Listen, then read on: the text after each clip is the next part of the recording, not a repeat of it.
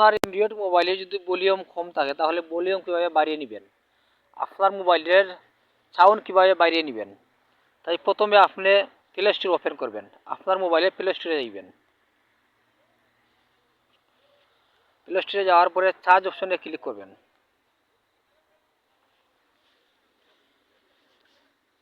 Charge অপশনে click করার পরে একটি অ্যাপ চার্জ করবেন, ভলিউম বুস্ট লেগে চার্জ করবেন।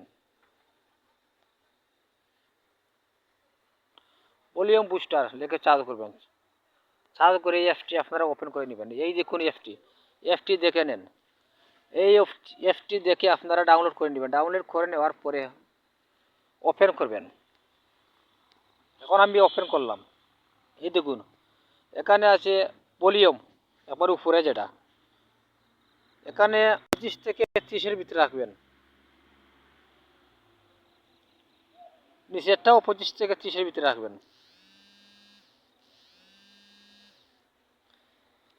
25 থেকে 30-এর ভিতরে রাখবেন। এখানে দুইটি অপশন আছে, জিরো অপশন আর একক মোবাইলের একক অপশন। আপনার মোবাইলে কত হলে আপনার ভলিউম ভালো হবে আপনি দেখে নেবেন।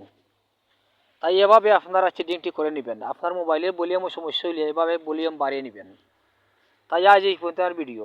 যদি ভালো লাগে সাবস্ক্রাইব করে আমার চ্যানেলটির সাথে থাকুন। সবাইকে ধন্যবাদ।